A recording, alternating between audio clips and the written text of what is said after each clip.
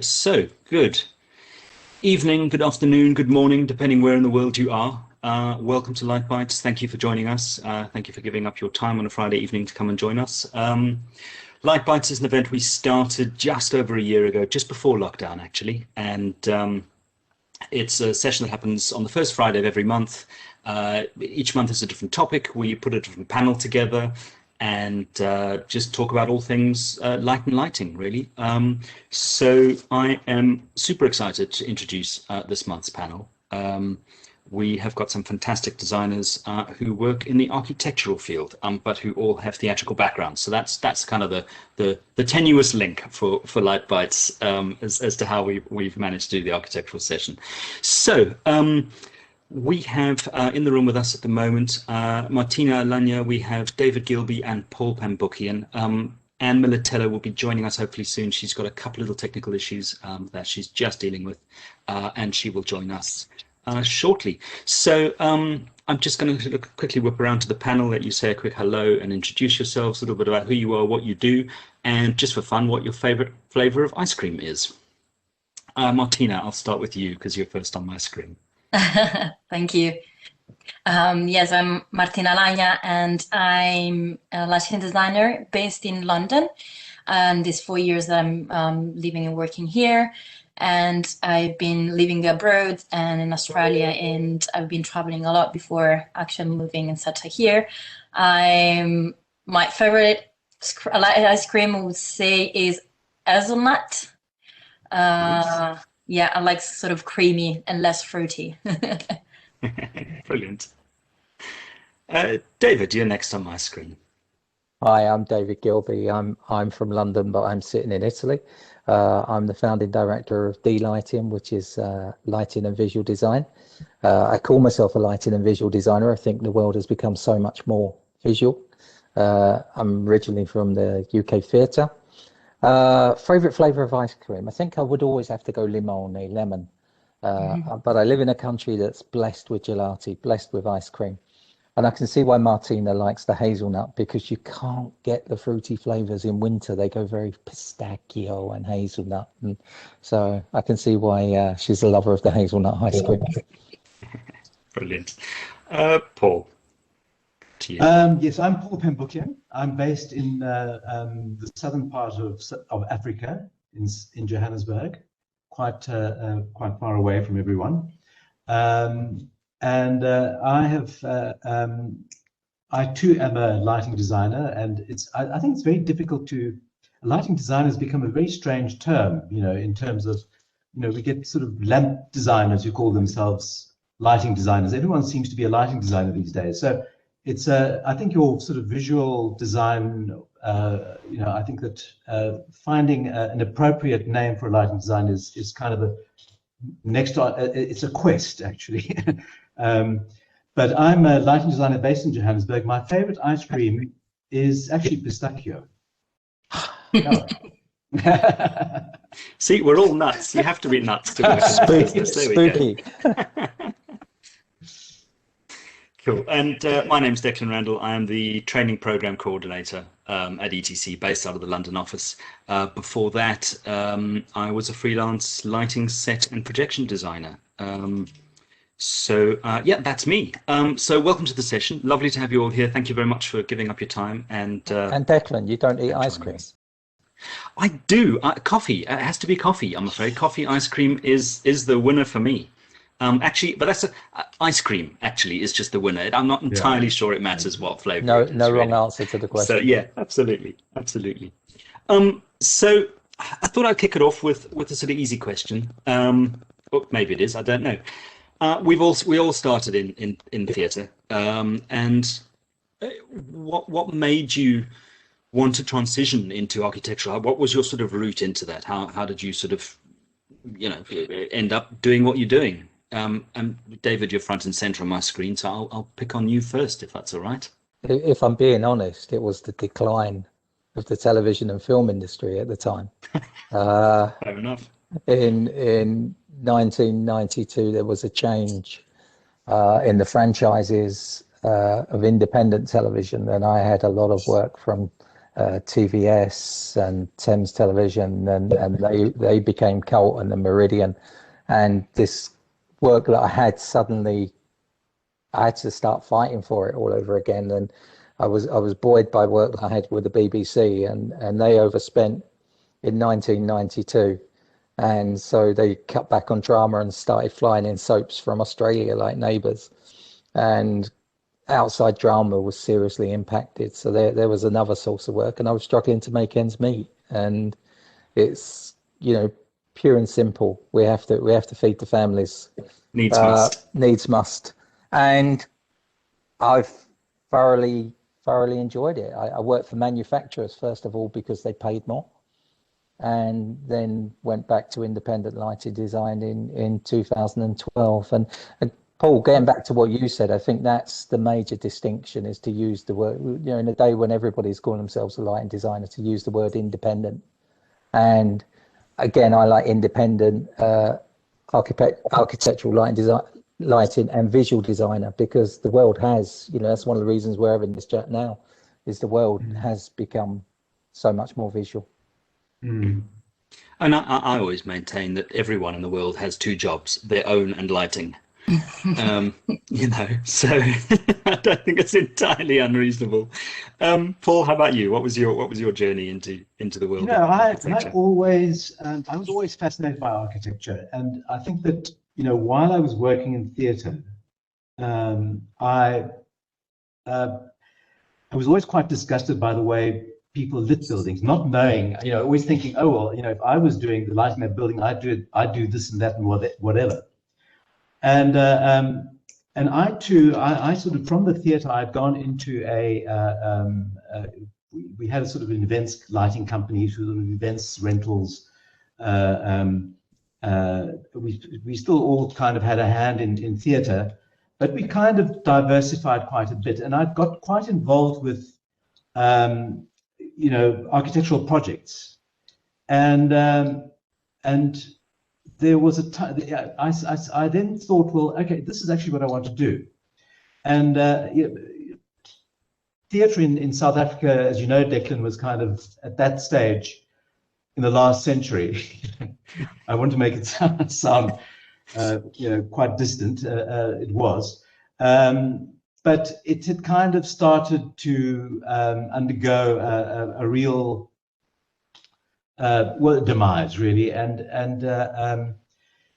I thought, okay, well, this is a good time to do this. I was tired of doing events, watching people stuffing their faces, sitting in a room with sort of large dinners and banquets and whatever. And I thought, well, this is really a great time to start off in architecture. And I really didn't know what I was letting myself in for. But anyway, here I am. Brilliant. Martina, what about you? So actually my background is in set design. So I've done the Academy of Fine Arts in Italy. So it was like sort of a course beside set design, the one of like lighting design. But I've always been super fascinated about like everything related to light, really. And also at that time, it was like 10 years ago, there was a lot of like projections as well coming along and say, okay, maybe it's not just set design, there's a lot of behind as well. And so I decided to go a bit more in depth. And then I moved to Australia, where I started to work for theatre, so as an assistant lighting designers and etc. But the thing that like most of the time destroyed my heart was the fact that obviously you do have an amazing show that goes on for 3-6 months maybe, and then you have to, unpack everything and put it on the side and move to the next one, which is very exciting. But at the same time, it's also, I wanted even more people to appreciate it. And I thought maybe it would be a nice experience to move all this experience to architecture, lighting. But I didn't really know it was existing at that time. So I started to, typing and look for masters and courses to see if there was something out there. And then, I found a master in Milan at Politecnico, and I decided to enroll, and then I got into lighting design through them, really. And I actually enjoyed it. It's great. Amazing.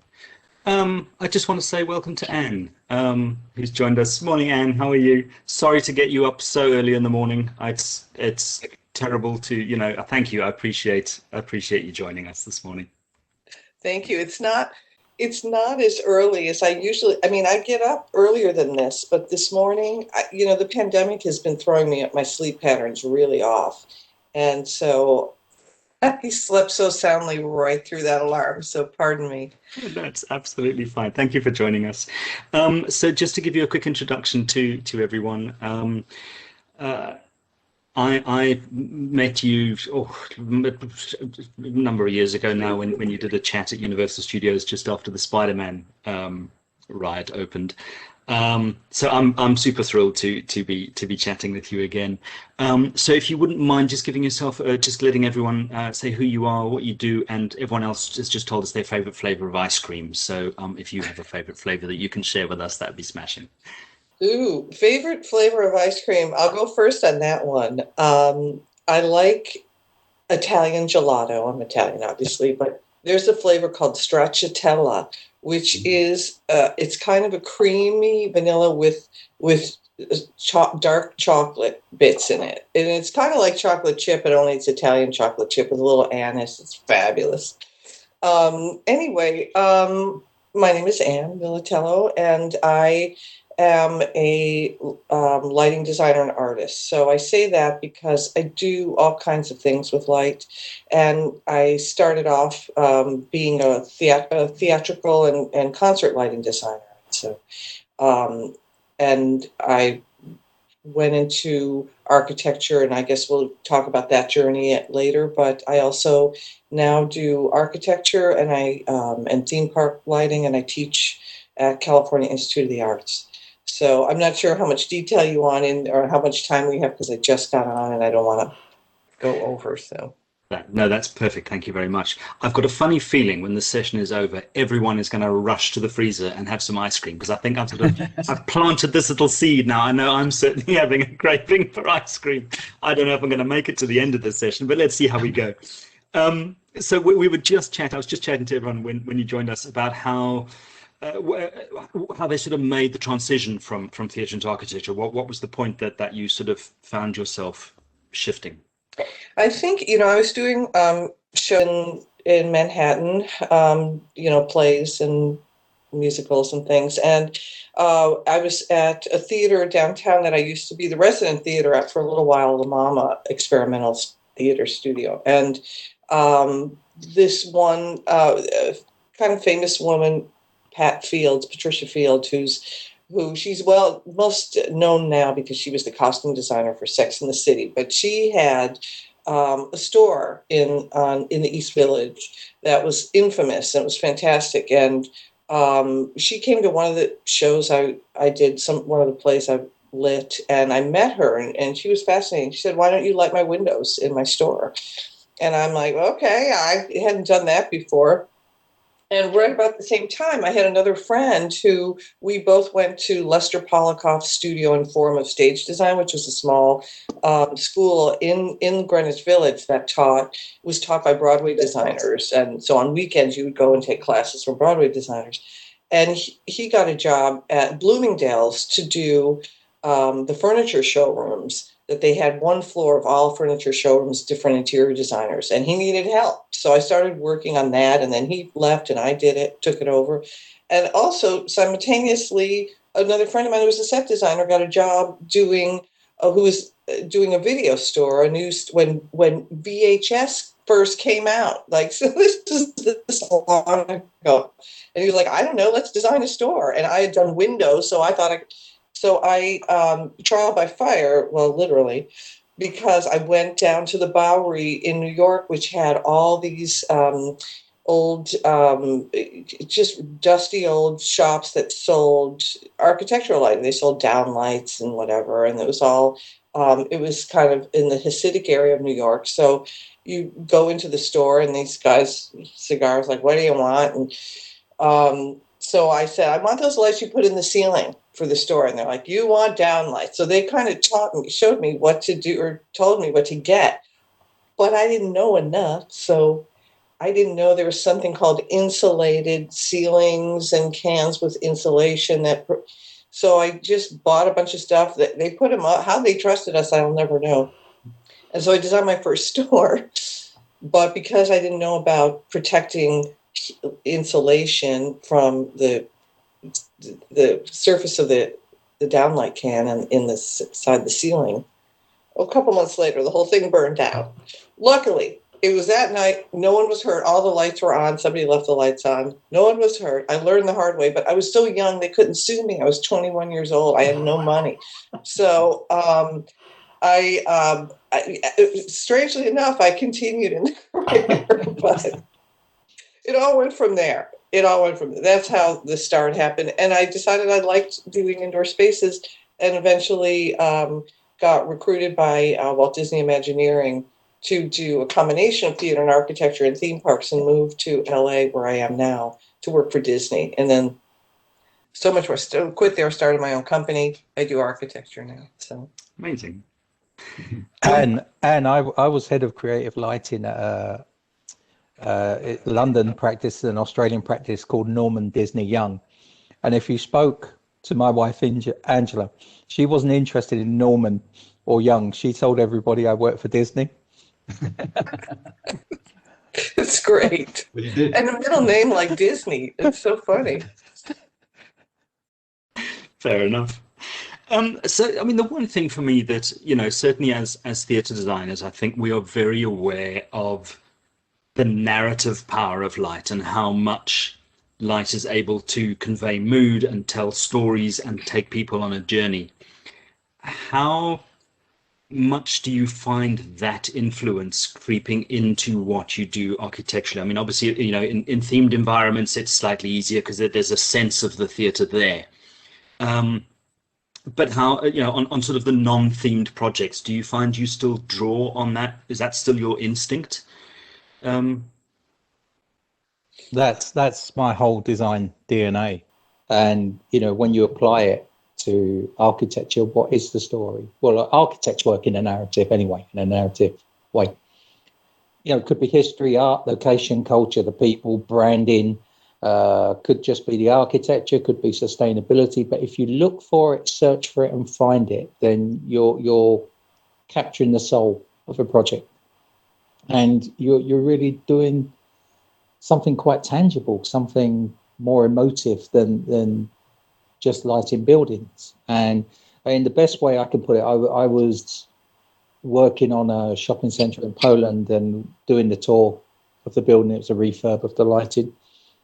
It turned out this little entrance at the back had real historical importance because it was a road called Slotty, and it is a road where the Jewish ghetto ended in the middle of the road.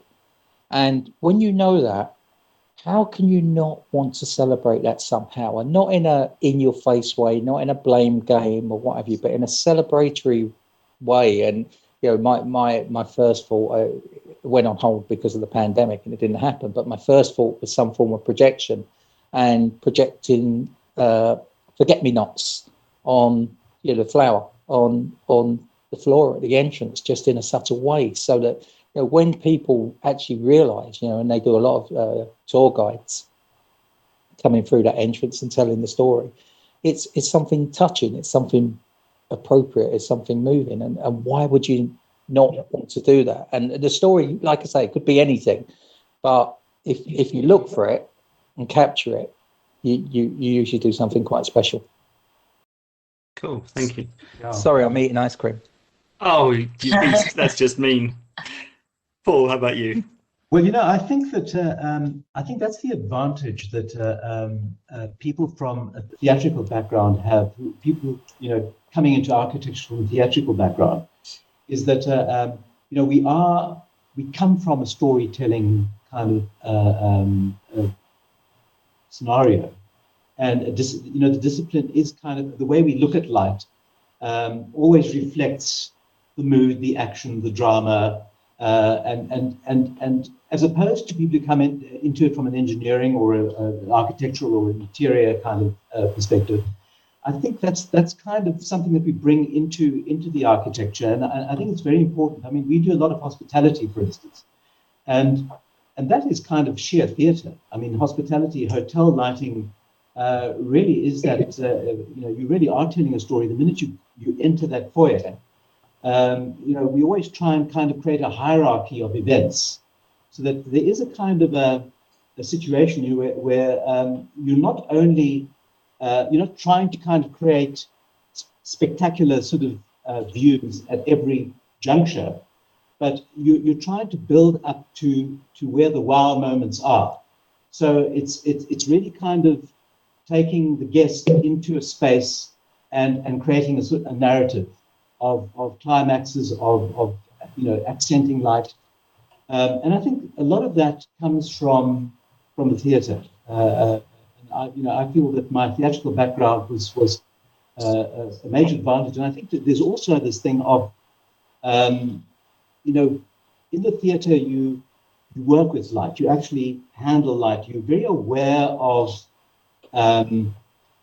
where light, the slightest movement can alter, like, for instance, David, on your screen, I'm looking at your screen at the moment. If I was going to point a profile and shutter a profile off onto your screen, what angle I'd actually light it at. And as you know, the slightest movement changes that whole aspect. And the finesse of focusing lights and the type of fixtures that we might use for particular functions, I think, is slightly different to someone who comes out of a purely sort of architectural kind of background or an engineering background. So that's my feeling about it. In this case, Paul, I just laid a sample behind it, and it works great. Yes. Martina, what about you? What do you think? Yeah, I absolutely agree with Paul. I think, for example, for the architectural lighting designers as well, the technology, the LED itself, became so small and so easy to actually integrate everywhere. That is also for us very important to create more sort of elements within the same space, and whether this is like a spotlight or it can be like a nice light integrated within a handrail or whatever it is, we can create different moods in the same space. And it's really important for us, I think, while using lighting control scenes, so working together with the specialists that help us to create different scenarios for the same space, depending obviously if it's during the day, night, or if there is a sort of event, or if you want to highlight something particular. And I think it's really important, especially if you come from architectural background theatrical background, to also trying to find a story behind and trying to make the people comfortable within the space. And I think it's very important, and it's easy to do it today. Thank you. And how do you sort of approach sort of narrative in your work? Yes, narrative is a big part of my work, and I'm kind of feel this very similar to what Paul was saying. For me, there's a narrative in every space. I ask my clients, who's coming or who's watching it, who's looking at it, where is it, what's the culture, what's the city, what's the vibe. If it's in a space, I also do a lot of hospitality. Who are the people coming in? How long are they going to be there? How do they want to feel? Are they, if it's a hotel, if it's a lobby, are they business people rushing in, rushing out? They don't want to spend a lot of time. They're not interested in meeting other people. They're, coming into town and they're busy, they're working, they're going back to their room. They need a transition space. What's their room like? Or is it, a kind of a space where it's a trendy space that, in addition to being a hotel, people are going to hang out and invite their friends to meet them? Or is there a bar there that locals will come in to hang out? And, what are they doing there? Are they just talking business? Or are they going to find a date for the night or for life, etc.? So how do they want to look? Do I need to make them look luscious and beautiful, or do I need to make them look serious? Or Is it, if it's a building facade, what's the personality of the people around that are looking at it? What will they accept? What's their cult in terms of, how do they feel about color, etc.? So there's a lot of storytelling, and the buildings, the interiors are scenery, and the people are characters. So I approach it very similarly, and I try to get the whole story and really understand what I'm designing before, I'll start deciding what to use and how to use it, and timing as well, in terms of day. There's human-centric lighting now, where we also consider health in terms of designing for interiors with circadian rhythm lighting. But is it a natural scenario, or do we want some artificial stimulation? So it is very theatrical approach to even the most serious of spaces. Yeah, And that's how I deal with it.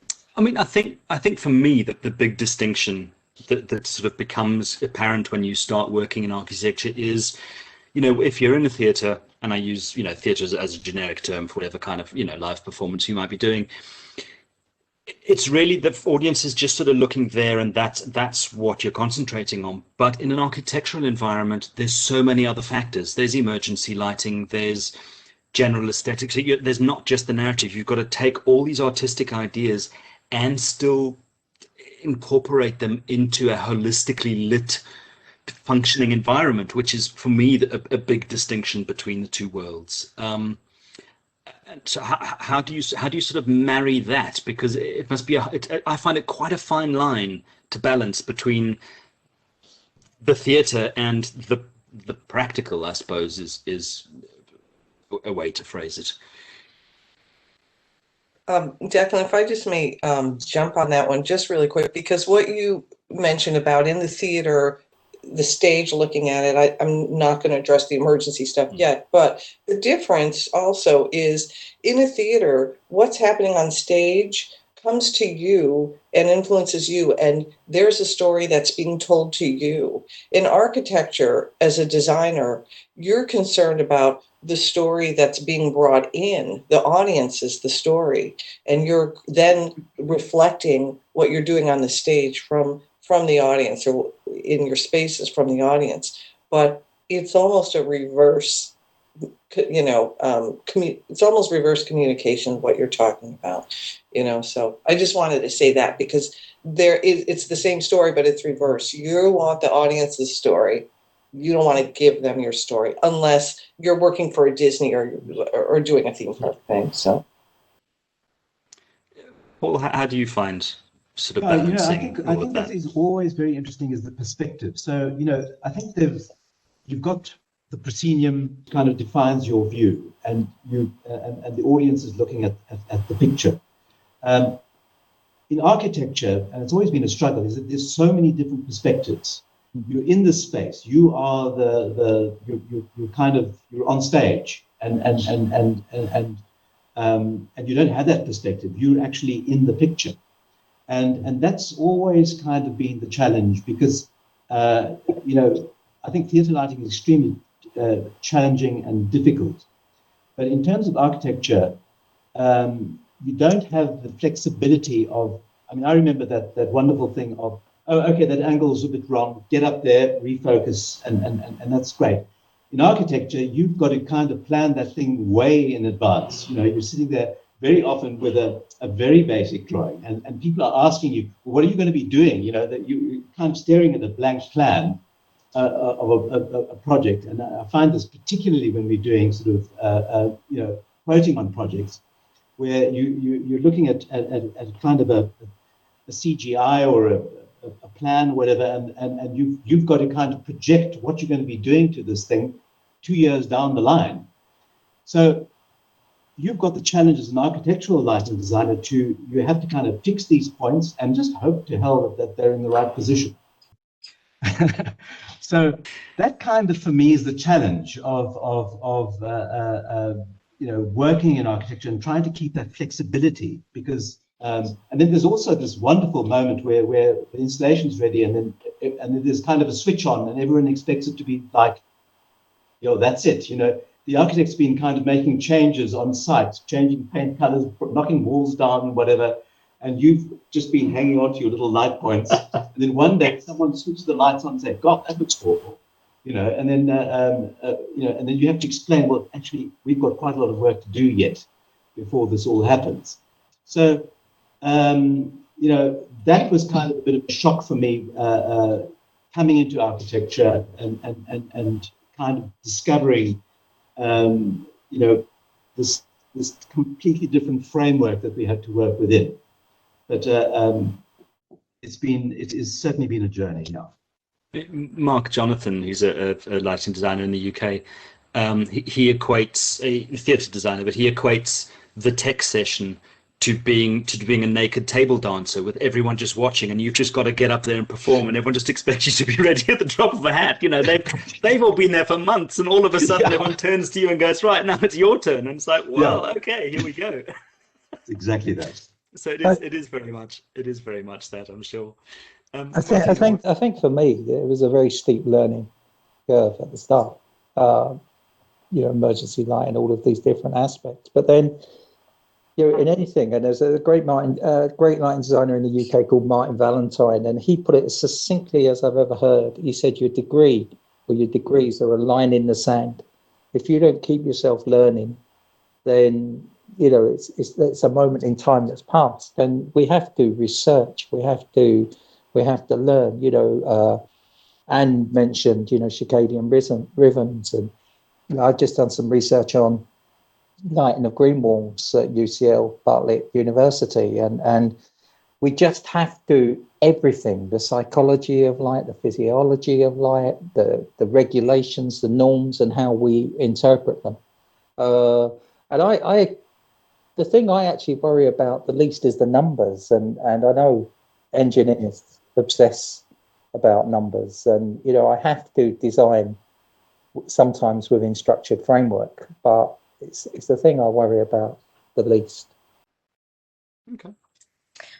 The challenge that I found very often, to be honest, is, for example, on office and workspace and environments, because obviously in these spaces you really have to follow like normative regulations, but also there is a lot of pack of certifications that also are required and needed. For example, BREEAM or LEED standards, and all these sort of like certificate that obviously make the build sustainable and saving energies, and obviously address you on some sort of like issues that might be the glare issues or very high CRI and etc. But sometimes if there's not a lighting designer that actually contributes, you can really find yourself in a grid of 600 by 600 lighting panels, and it is absolutely not human. Like working this sort of space is absolutely, I think it's not something you can say is good for the human being and for your mental health.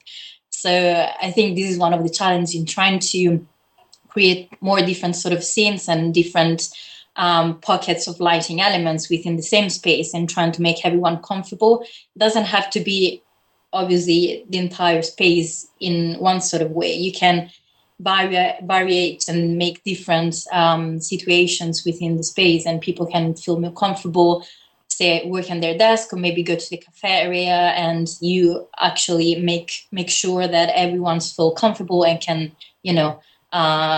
do their tasks, even if you achieve the standards that are required. So obviously with adding different lighting elements makes the difference, and between high level and low level, whether it's within the furnitures or on the ceiling. So I think this is one of the biggest challenges as lighting designers when you work. But same also if you work for landscape, really, because you want to play with that a bit more with lighting projections and etc. But sometimes because of vandalism or any other sort of issues, you have to address the lighting in a different way, and it might be less creative than an hospitality project, for example, or galleries and art exhibitions. The interesting thing, I recently designed a hotel in Dubai that was owned by the Taj Group, And I read the standards in order, like a game of chop trumps, because and I kind of knew the result I would get. But I started off by reading Taj brand standards, and I read them and saw what I had to comply with. And then I read DUA, which is Dubai Electrical and Water, and that trumped Taj's standards. So I threw Taj away and went to DUA. And then recently they'd come out with Green Building Council standards, and that trumped DUA, but without a certificate from them, they didn't get an operating license. So ultimately, I designed to Dubai Green Building Council standards, and I mean, it's even harder in America. And you talked about your situation with ceilings. You've got things like Chicago plenum and different regulations for different states, plus Boston and California in a race to the bottom. Is it Target 24 in California and the regulation that they have in Boston? I mean, it's a can of worms.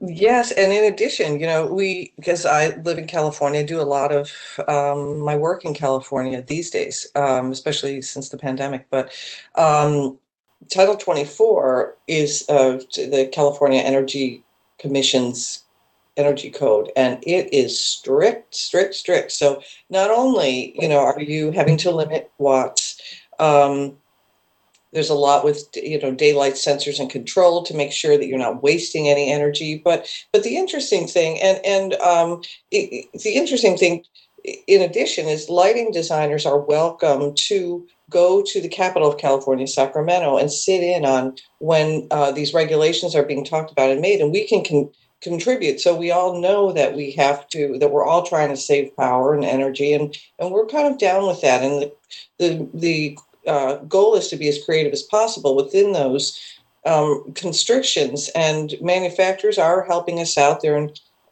developing new technologies for us that help us get there. But in addition, California is very specific about color rendering, so you don't want to put people in unhealthy situations. I mean, who would have thought that any government agency would dictate that people should be healthy in a space? But we have something where, especially in the home, you have to use 90 CRI or above. You can't use less than that. And now it's being dictated in certain commercial spaces. You have to see color better. You have to put less stress on the brain trying to balance color. And now there's a wellness standard that's coming in terms of the color temperature of what space you're in and what that needs to be for those people doing certain tasks or jobs. So it's really interesting because every year they squeeze you more and more and more, and you're like, how am I supposed to get this space lit? You've given me nothing. And then you do it and you're like, that's pretty good. Got this done for 2 watts the entire building. I'm exaggerating, but it's kind of amazing and challenging. I mean, because we can't do it without our manufacturers that have to come along for the ride and please make something that's more efficient than what you did the last time. So it's mind-boggling and interesting. But I think adding the humanity into it has been a thing, and I'm wondering. California usually does their regulations, and other people start adopting around that. We're the first in the United States for sure to make these serious regulations, and then other people, other states, and pick up slowly on it. And they're kind of groundbreaking here for that. So it's good and bad. The irony of it is not lost on me in that they want us to create spaces that are good for mental health, but in the process they drive us crazy while we're trying to get to the bottom of it all. So there is that. One of the other things that I think stands out for me theatre lighting wise is the use of color.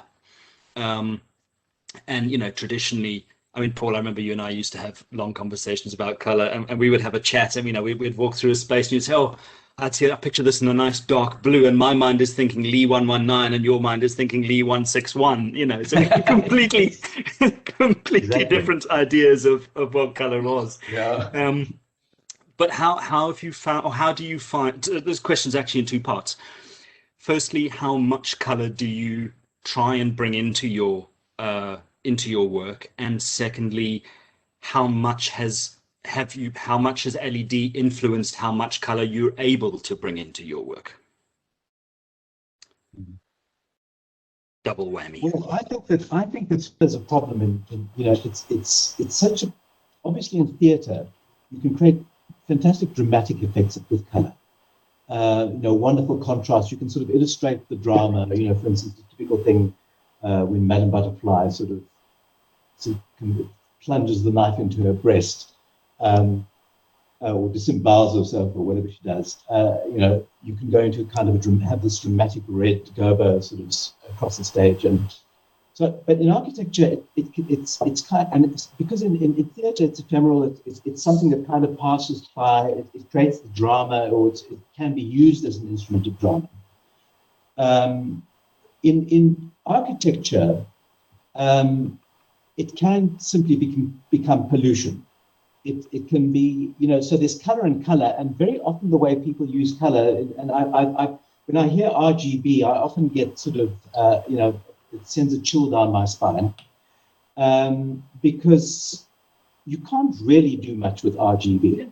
Your white is sort of like a pale lavender. Your red is kind of, the colors are very saturated, and you land up with kind of very sort of garish results, or it can be. So in the wrong hands, what I'm trying to say, in the wrong hands, color can be disastrous. Because the building is generally, it's kind of a permanent sort of fixture that you'll see regularly, and it's if you kind of see this yellow building. I mean, I really dislike the treatment of the Empire State Building mast, for instance, and the kind of color change thing. I find that it becomes like a billboard. It becomes garish, even though they change it and it changes whatever. But I used to find that sort of elegant top, the rooftop, so elegant and beautiful in kind of shades of color. So color temperature is something that I think is can be used very effectively, and color in terms of pastel colors, so tones of blue, of like steels and straws, used carefully can be absolutely wonderful. So I think there's color and color, and I think it can be very dangerous, given sort of obviously the context is very important. I mean, if you are doing a theme park or you're doing a Disney, whatever, it changes the scenario completely, because that's quite theatrical. That becomes kind of a theatrical application to an architectural element. But I think in the urban context, I think it'd be quite dangerous. Martina, how about you? Yeah, I really agree with Paul, and also I found that in UK it's extremely hard to use colors in general, whether it's an interior or an exterior application. While obviously when we work with Dubai or the Saudi Arabia in general, I love colors and colors everywhere, which is extreme in some sort of ways, because then you're rich, your mind is completely disturbed by all this amount of colors and lightings and things going on around you. So definitely it is too much. I think it depends on the context, as Paul said, and it depends on the research and the storytelling behind whatever you want to tell. And also it depends if the client is keen on giving the opportunity to use colors. Like we had the opportunity to use colors in our office space, which is quite impossible most of the time, and turned out to be amazing, because obviously during the day we're using it was an RGBWW fitting that we created bespoke for the actual office environment. So it was diffused sort of light where we could, during the day change following the circadian rhythm and the daylight, and then for the evening or events they could change through an iPad or through keypads on the wall, different lighting scenes with colors or without colors that they wanted to do. And also independently in the various meeting rooms, if someone wanted to use in a different way, instead of doing concentrate or some sort of specific task, but just to relax, they could change it and choose any color they wanted to, just meditate or relax for a second before to move to the next task and etc. So I feel I would love to use it way more. It's really hard to do so, but yes, definitely it's a really interesting lighting feature that would be great to use more often. And how about you? What's your sort of approach to color? Well, you know what, I'm of several minds about it, and I think that context and placement is everything. But I'm known for my color, so I do a lot of have researched color and psychology for years and years, and I've done my own experiments and work, or I keep tabs on what the Lighting Research Institute is doing there in New York State with psychology, and I've looked at all the studies. And so I also know that within urban areas, tightly packed urban areas where people live there because they want the energy of other people, they want to feel a different type of life than someone who lives in a smaller town or out in the country, and color in their cities becomes important. And Paul, I know what you're saying, especially, you know, the new Empire State Building could get a bit busy, but I personally, my early story, I grew up in a smaller town, the second biggest city in New York State was Buffalo. But actually, on my wall, it's hard to see. There's a building right there. And then behind me is a collage, which you can't see, of old little photographs of the old Empire State Building with all the glass color that they used to bring on every night in the different scenarios. Hard to see it. But I grew up with this other building, this electric building that was it was built in 1901 for the Pan American World's Exhibition. And in the 40s, they lit it with color, the three tiers at Christmas. So at Christmas, the three tiers, there was like a cake top of the building, and it would turn green, then yellow, then red, and then little twinkly lights would go all over. It would turn off and then start the whole thing. And I could see it from my bedroom window from the time I was like 5. And I couldn't wait. It was my favorite part. Like, I stared and stared and stared at it. And for some reason, it gave me hope and happiness. And I swear that building was the reason I became a lighting designer. I just thought about light and lived for those colors in that building and that rhythm. I don't know. So, and I know that like if you go to Hong Kong, when you land in Hong Kong and it's at night, especially around Chinese New Year, it's like, wow, and people get so excited. I know this is what some people consider the worst humanity, but you go to Las Vegas, people go there to be, it brings something to their life to see this, collage of bursting colors and energy, and they're whatever it does to them, it makes them gamble. But I mean, you go to Times Square or Ginza, or Dubai, actually, and people go to these destinations to be outside themselves, and I think color is part of that. Now, that said, we want that to be responsible design. Like, if one building's doing a color and another's doing another color, and there's no talking between them, and there's some panels that are starting to talk about urban composition, but the cat has been let out of the bag a long time ago. And so, do we accept these different colors as a collage of that city and that personality, which, there's kind of crap coming up and down, and it's like, oh my God, but does all that make a collage of a personality of a place? But as a lighting designer, I'm responsible. So anything I do on a building at night, if there's color, which there's sometimes is, I want to make sure that if I want to know how many people are seeing it. If I'm working in Times Square, I did one building in Times Square, top of a hotel, and I knew that about 4 million people could see it. So I thought, okay, they're seeing it not only because they're out and about, they're going to see it from their apartment building. So I do not want to keep them up at night. So if the owners want me to keep the lights going all night because that's part of Times Square, at a certain time of night, excuse me, I think I decided midnight for weekdays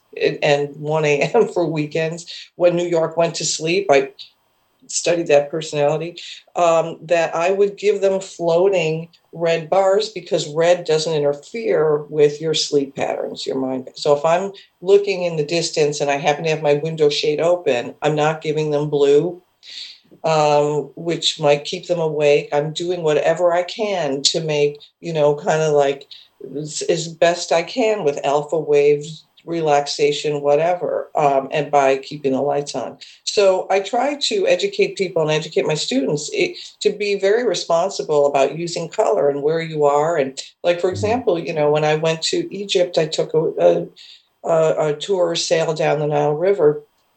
I never really I've been to Arabic countries before, but I never really that starkly noticed the green light on the mosques at night. And I was like, that's right, they're green. But in the darkness, you'd see this green, on the minarets. And it became such an icon and so important to people, and for their strength of their religion So I believe that color is very powerful, and you should know how to use it, and that people expect it. They expect it in certain places. They want it, So what are you giving them?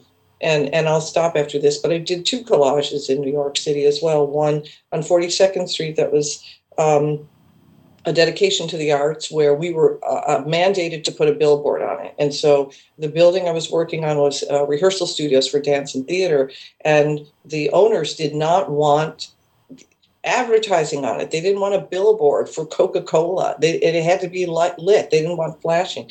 So we worked together, and we said, I'll make an abstract billboard that reflects the arts. So I did a pattern, a weave of collage of color that danced. So I made light as dance, and vice versa, and that was our advertisement. And the city at that time couldn't. The mayor and the governor, they couldn't, because they were all in on this. It was one of the first buildings of revitalization of 42nd Street, and they said, we fought, and they finally gave in, because I said, we said, what is it? What is advertising anyway? What does it have to be literal? Does it have to have a word? So, I put words in.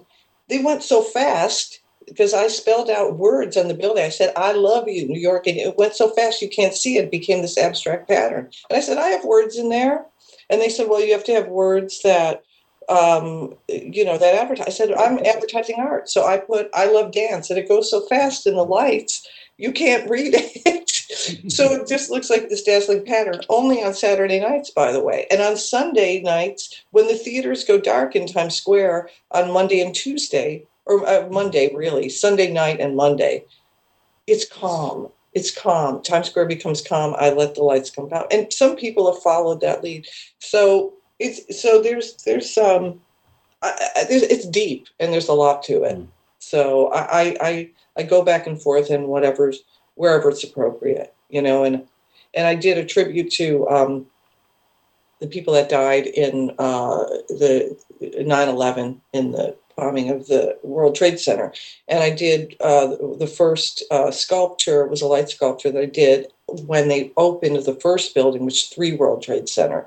And I was told not to advertise that I was going to do a tribute because we needed to move on. We needed to celebrate life. So I celebrated life in the work that I did with subtle color shifting.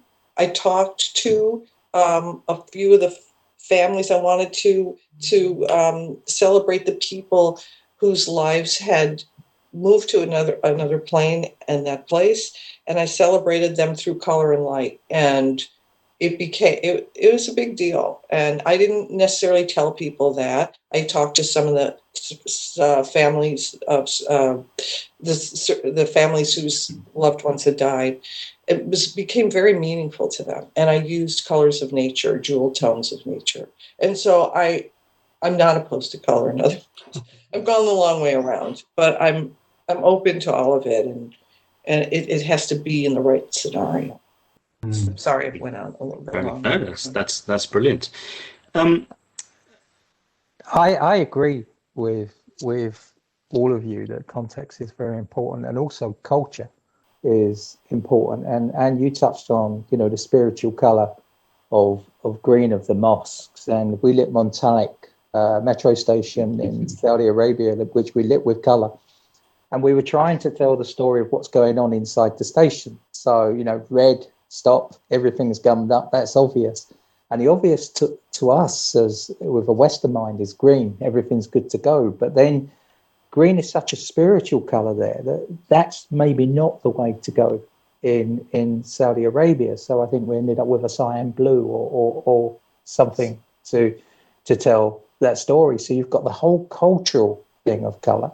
And again, Paul, when you were talking about the Empire State Building, I've got this expression, you can turn something beautiful into visual noise. And that can sometimes happen. And also media screens, so expensive. And, you go to Times Square and it's a Coca-Cola and McDonald's world. And I've engaged in uses of media screens and clients where, we we've maybe only shown 10% of advertising, but 90% of cultural and arts. And even to the point where I was involved on a Vodafone project in a historical area of London, where to get around regulations of having it outside, they put it 1 meter inside behind the glass. And even so, they were having planning applications. And I was saying to them, look, you've got the Menier chocolate factory down the road, the Old Vic, the Young Vic. Why don't you just engage with these local institutions and do something cultural? And then all of a sudden, the local neighborhood and local council won't be fighting you. And it's actually stronger advertising to engage and make most of your content cultural. And still they hung out because they just wanted to show Vodafone ads. But it's very strange and very interesting. And even I had a row with another lighting designer because there was a post on LinkedIn that said Tokyo Metro had reduced suicides by introducing blue light at the ends of the platform, and that relaxed people, calmed them, and stopped them committing suicide. And his response was, blue light never makes you relaxed. And he was talking about physiological suppression of melatonin and so on and so forth, but on a psychological level, clearly it does, and it's a different color everywhere in the world. So it's incredibly exciting. And I go back to heritage buildings. They have surface. When you like heritage buildings, the interest is quite often in the shadow, what you don't like, and you get a real level of sophistication with the lighting. And nowadays we're building concrete, steel and glass boxes. So, colour's going to come into it. And like I say, when it's done right and appropriately, it can be jaw-droppingly beautiful, but it can also be incredibly, I don't know, an eyesore. It's a big exercise in good taste, I think, really is what it comes down to. You've all sort of touched on it, and that's about flexibility. In theatre, if we're lighting a show and we need an extra something or we need to change something, there's probably a storeroom downstairs with a couple extra spots in we can run down and pop something up on a bar or change a colour or do whatever we need to do. Once concrete has been cast and those fittings are sort of bolted in, it's a lot harder to do that. So what things can you do that build a little bit of flexibility into your designs that you can keep up your sleeve as your sort of get out of jail free card? Is it something that you sort of consciously do, or do you find that it's got to the point where you've just planned it and prepped it to the nth degree that you'll be okay? That depends on space. I mean, I always design flexible lighting in flexible space. I mean, that's fairly obvious. But generally, we've designed it down to the nth degree, and as early as you can get involved with architects, that's when the magic really happens. That's where you can seamlessly integrate your light in and hide it and conceal it, and make people wonder where the light's coming from. Fair enough. Paul, how about you? Have you got any little tricks up your sleeve, get out of jail free cards? Well, it's sometimes we're at the mercy. I mean, yes, I think that there are amazing software programs now where when I started lighting, I mean, it was all on drawing boards, and it was all manual, and you kind of draw away, scratch away, and if you made a mistake, you scratch it up and make another symbol and kind of try and measure things and get them at the right distance and look at your photometric charts and kind of do your calculations. And since then, I always found that, again, with my background in theatre lighting, I think theatre lighting designers give you, working as you kind of develop a thing of, and I like the American term for stage lighting fixtures, where they call them instruments, because it is kind of, my background actually essentially with music. And I always did equate the different types of light fittings to sort of instruments in a sense. And I think as a theatre lighting designer, when you're working on a plot, you train yourself you train your inner eye, so to speak. And when you look at that, you look at the plan, and you've got a light coming from the side, and you know how it's going to read on the face, and you know how that backlight's going to kind of combine with your color combination and all that sort of stuff. Well, that was kind of how I approached architectural lighting in the beginning, and I always equated, because I wasn't familiar with architectural luminaires. I mean, I really knew nothing about them, and I think Anne was saying, with the downlights, and I kind of equated everything. I'd kind of look at lumen outputs and candelas and whatever, and I'd say, okay, well, that kind of equates to a one kilowatt Fresnel or a 500 watt profile or whatever it was. And I could kind of relate to intensities and things like that. So I started kind of developing an inner eye. And nowadays, with all the software and you can do some calculations, very, very sophisticated calculations, and you can kind of start spotting where you're going to pick up problems in terms of beam angles and oh, is this the right fixture and all that sort of stuff. It kind of does make it easier to set everything up beforehand. But working in Africa, or the majority of our work being in Africa or in African countries, Mauritius and Seychelles and whatever, very often the contractor decides that whoever's kind of on site somewhere decides, well, okay, I can't get this uplight in this position because it's there's a pipe in the way, as whatever. So I think I'll just move it a meter away, and kind of that should work. And so that kind of thing is definitely a swerve ball that you have to kind of cope with. And we've had that sort of instance where we've got to site and found an in-ground uplight sort of totally missing the building and sort of shooting up past whatever, and thinking, well, how do we solve this? And those can be very problematic moments.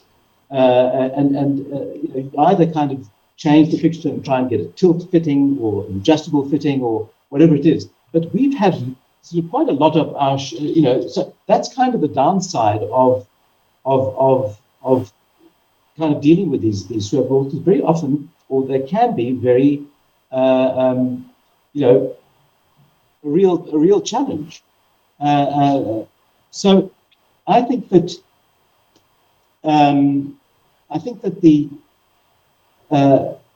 it's really kind of this discipline of and the sophistication now of being able to work on software. Everything's CAD and software, and you can kind of plan very carefully and avoid a lot of that stuff. Yeah. Well, yeah, there's a fair amount of instinct, I think, as well. I mean, And for me, certainly the tricky thing was when LEDs started coming, because I would know what a 1,000-watt par 64 at 6 meters in a color was going to do. I had an idea, and then all of a sudden I was going, "Whoa! Have you seen this new 1-watt LED?" Okay. Oh my God! So, I know that was terrible. That threw a complete swerve ball at everyone. I mean, we were it was like starting from scratch when LEDs came in. It really was, because as you say, it was, all of a sudden we're dealing with a totally different optical animal, and yeah. And how about you? How do you sort of plan for flexibility? Is there stuff you can do that sort of helps? Again, it depends on the space. If I know it's really, for example, I'm doing an office building right now, for a younger, the people there, the profile of the workers are younger. They're in their 20s, 30s. And so my question is, like, are they going to work late? Are they going to have events in the space? Are they going to have little receptions and parties? If they're just working straight daytime hours and they're out of there by 5 o'clock, I know I don't need as much flexibility, except for my daylight censoring stuff, which is all in control and not in the fixture itself. But or are they going to encourage to work late? There are a lot of these tech companies, for example, Google, which I have not worked on, but I visited there. I had a relative that was working there. Their community of work is to encourage employees to work late. So they've got private chefs there working to feed the employees. I mean, it's incredible. They've got gyms, they've got concert stages on the work campus so that people can feel comfortable and stay, and they've got hangout places, so they might work all night, and there's like little sleep pods where they can, so in the case of where I know what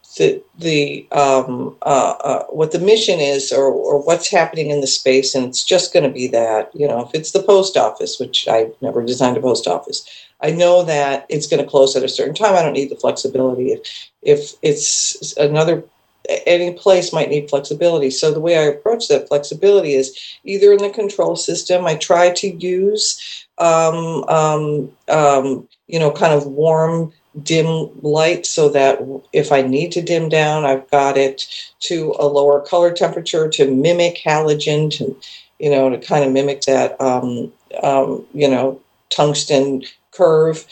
But the problem with some of these fixtures now is their highest color temperature is 3,000. I want them to go 4,000 down to 1,800. And some of them are starting to do that with intelligent light, so not so much warm dim. So if the client can afford it, and I will do as much intelligent white as I can in the space to allow for that flexibility in terms of color temperature, which is important. But sometimes they can't afford it, and if I know they can afford it and they just don't want to pay, they're being, they're pinching pennies, then I make a good case for it, and then I'll actually do a mock-up and show them the difference. I'll bring the lights in and show them the difference. So I try to do as much mock-up stuff if I'm local to them in order to get that flexibility. Because the last thing I hate to do in a space when things are up and they didn't want to pay for the flexibility is have to get up on the ladder and put, glass filters all over everything to change the color temperature. So as much, in my recessed down lights, I'll try to pick a manufacturer that will give me some adjustment to it up there and be a downlight at the same time, instead of just being a straight downlight. Let's get the one that can do all of it. So I try to build as much flexibility in as I can when I need it. Cool. Martina, what about you? Yeah, I believe the flexibility is the most important thing as a lighting designer, whether you work in theater or in architecture, because obviously when you have the lighting in architecture is quite static. So once you have designed it, it's there.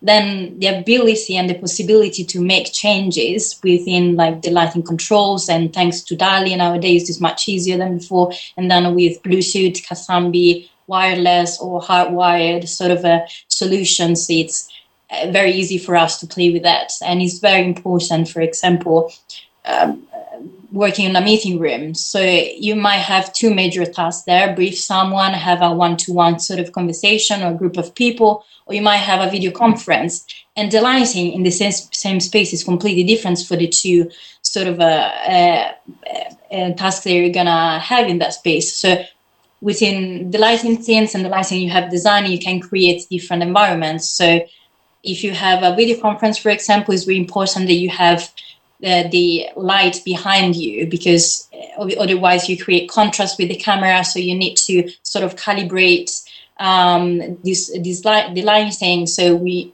usually have sort of a diffuse light elements on the top, cove lighting, or something that illuminate the walls behind you, and you can create this very nice not contrast, and the camera can pick you very well your face. But if you want to concentrate and just do some sort of like work tasks on the table only, you might just need some sort of like multi-cellular lights only on the table, or diffuse line of light just on top of the tables, and you don't really require any sort of illumination around you. So I think it's really important to have this flexibility also for the user to stay in the space. And it also depends, as Anne said before, on the age as well, because, for example, we are working on a project for retired people. So it's a big building, 57 apartments. There is everything in this building. So speakeasy bar, pool, spa, there is high dress restaurant, and etc. So they basically live in that space, and you have to make sure that the lighting suite all their needs and etc. So obviously we've been working with tunable white and dynamic white to make sure they prefer some sort of like be warm space or be cooler. It depends on the task they have in the space, but also trying to have two levels of illumination, so high level ceiling or floor standing lamps, and task lamps might be more required for people in a certain age. So I think the flexibility is extremely important, and it's really good. And nowadays with the technology, it's really easy to play with, and I think it's make us even more creative in that sense. I think there's a distinction between flexible lighting and scene setting and stuff. You know, we have good controls these days, and great opportunity to create different spaces within a space. You know, when I think of flexible lighting, when you ask the question, Ridley, I think of, you know, a space that can be a ballroom, it can be an exhibition space, it can be a mini theatre, and that to me is when you're really designing flexibility in the type of lighting that you use, as opposed to just, you know, the control of the lighting. But the thing that's got me most stoked, the surprise to me when I came into architectural lighting, is using daylight. And that's, you know, you think, you know, we're in charge of artificial light, you know, daylight is our enemy. It's not, it's our friend, how we incorporate that into the projects. And if you see what, you know, Jean Nouvel's just done in the Louvre in Abu Dhabi, I mean, it's just stunning. And in a talk, I did a talk at an architectural school in India this week, and, you know, he was saying about the daylight, so you don't need a lighting designer. So you're joking, you're a lighting designer has looked at that, made sure there's not too much interfering light coming in, too much heat coming in, too much glare coming in. And then ultimately you want to synergize with it in the darkness. You know, that's, you know, I would have walked across broken glass to be involved in that project. You know, it's so. Cool, thank you. We've had a couple of questions come in. One question that's come in is how interchangeable can lighting designers be between theatre lighting and architectural lighting? Do you find that you could sort of flip-flop between the two, or is, once you've made the move, is it sort of all consuming? How easy would it be to sort of, you know, manage both? Yeah, I did it for a while. When I first started, and I then began to find it very difficult, because I was kind of, I found that I got out of theatre lighting if I wasn't kind of in it all the time. I kind of lost that, the knack, I don't know what to call it, but it's also probably because I had, with architectural lighting, you're very often working on many projects at the same time, and your day is kind of busy with doing all sorts of different things, kind of putting out fires, trying to, very often you get 2 or 3 projects in at the same time, and suddenly you find yourself doing big concept presentations and whatever. There's a lot of pressure to get stuff out. In the theater, you actually need the time to actually have your head in that space and be able to kind of have late nights, kind of really concentrate on the production. And if you're not 100% there, it becomes very difficult. And I started finding it very kind of difficult to kind of marry the two, because they're both demanding in their own way, and you very often don't have the luxury of time to actually separate yourself and go into that space and concentrate on it. So I kind of had to make a choice, and I really decided that I had to stop working in the theater, and I somehow couldn't do it anymore. Yeah. I agree with Paul and about the timing, really, because I wish I was able to do both, but like one especially it's during nighttime, the other one during the daytime, and it's really hard to make both working together at the same time. But yeah, I think make a choice is the thing between lighting design and architecture or theater. But also sometimes it's much easier to work as a lighting design architecture because you have a sort of 9-to-5 job and you have the weekend off and you don't work during Christmas or whatever, and sometimes you have different priorities, and sometimes you don't really mind that you want to jump on theater again and just get crazy and creative, but it's really hard to be in both, really. So once you make a choice, you just get in one direction, really. I guess the sort of ideal solution, if that it would be lighting themed attractions and theme parks, I guess, because that really is the sort of marriage of the two. And I don't know if that's a fair comment. Well, you know what, I admit it's not easy, and yeah, again, I'm maybe unusual in this respect, but I do it all of it. And the way that I do it, I still do theater. I do opera, and I design concert tours, and I design buildings and interiors. So how I do it is I don't work for anyone else.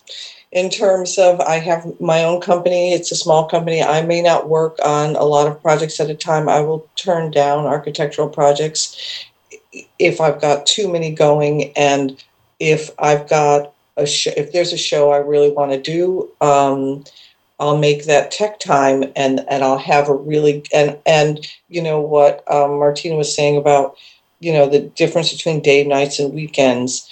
I'm that eccentric bird that works all the time. So I don't sleep as much as other people, except this morning I slept in.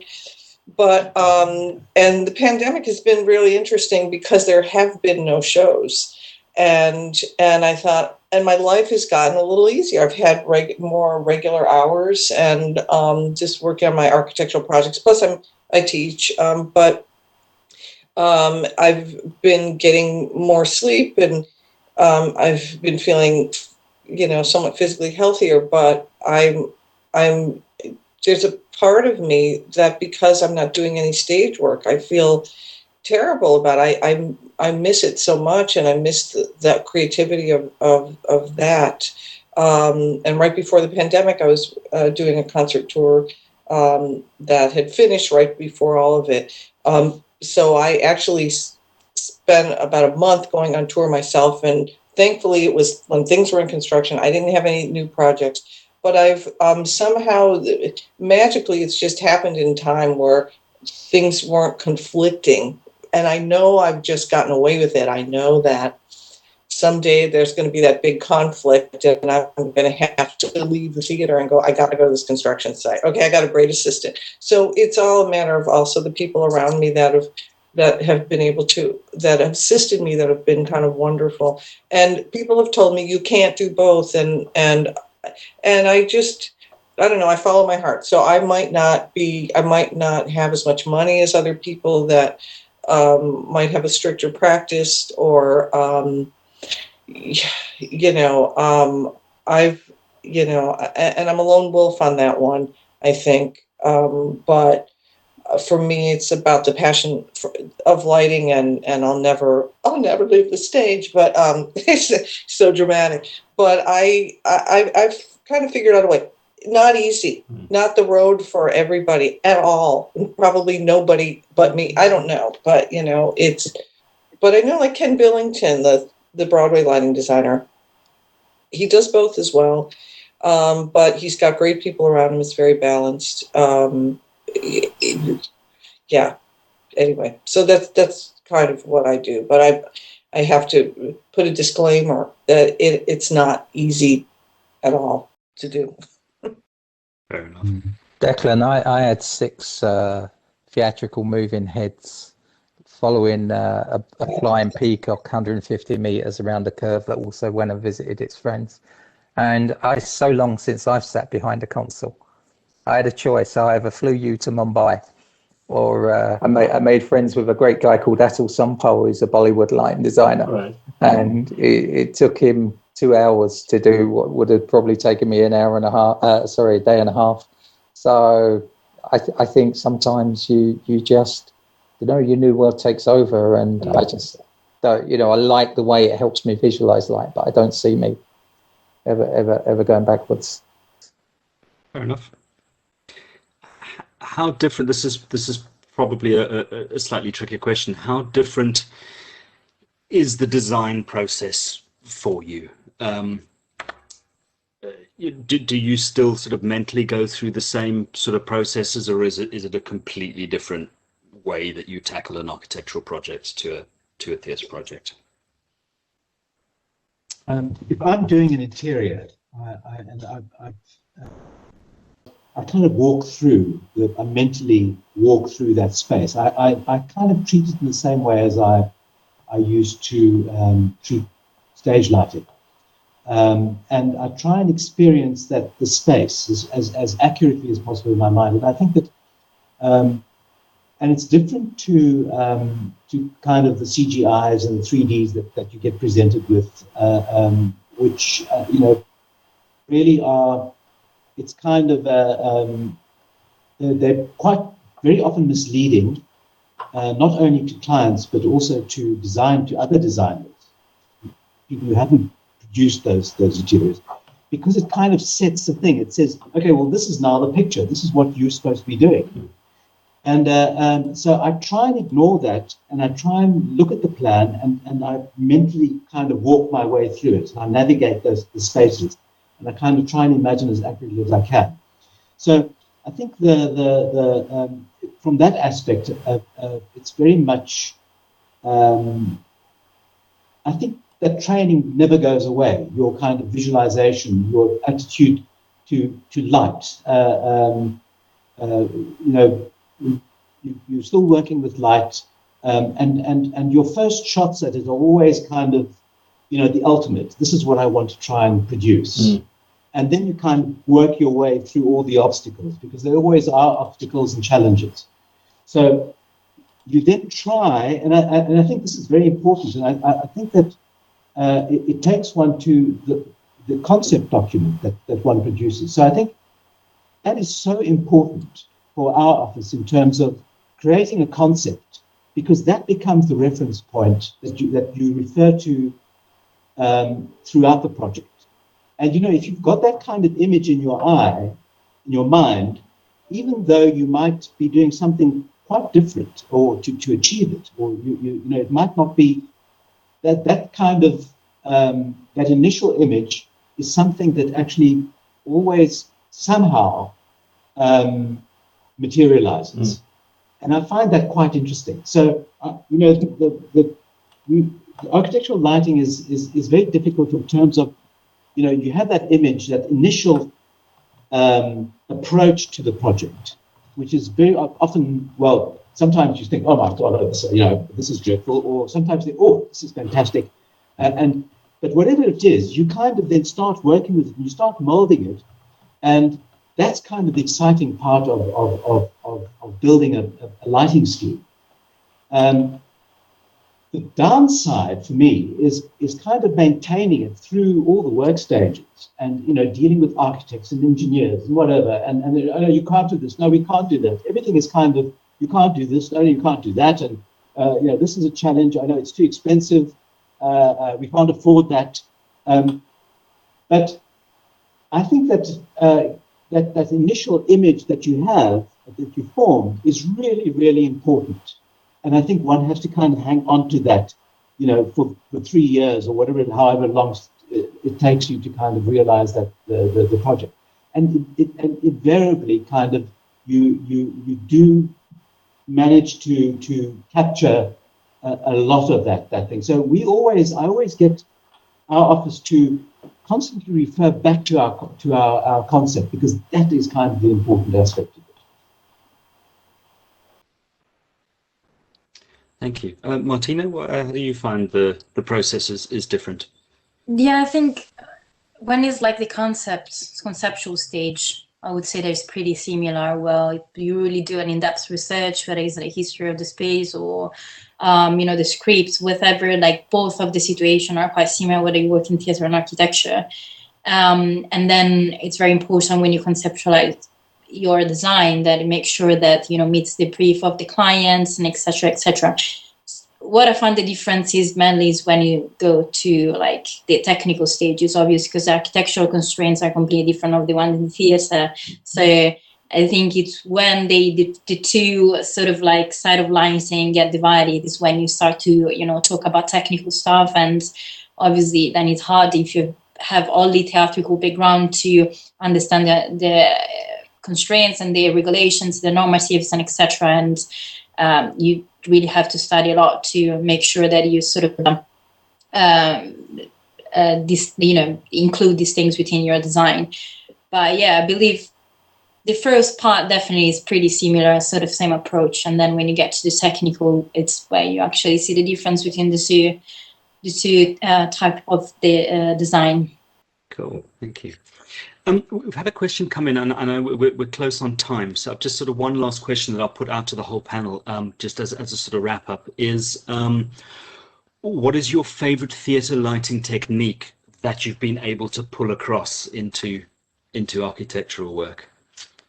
I don't know who wants to have to go first on that one. I love projection techniques. I love 3D projection mapping and where it's appropriate. And I think that's the difference between theatre and architecture, is sometimes it's very easy to let your ego go, but you have to stay in tune with what you're doing, so where it's appropriate. But I love projection techniques. Brilliant. Thank you very much. Anne, how about you? That's a really interesting question. It's a really good question. I think my favorite theater technique that I pull into architecture is the lighting that you do from the balcony rail. So balcony rail lighting comes straight in, you use it a little bit, and you get the eyes, and you let people, you want to see the glimmer of the actor's eyes. And especially in, you know, theater, which are smaller settings than big concert stages, where I also do that for the IMAG, the image magnification on the screens, to, if the artist wants me to see their eyes. If the play requires, maybe I need to see the eyes. But there's something, and I learned this from, you know, from amazing directors and playwrights about certain sparkle in the eyes that brings life, as opposed to having a dark that feels like death, if I'm going to be that way. But in a restaurant or in a hotel lobby, I rely sometimes on light from this direction, whether it be sconces or maybe some bounce off the wall.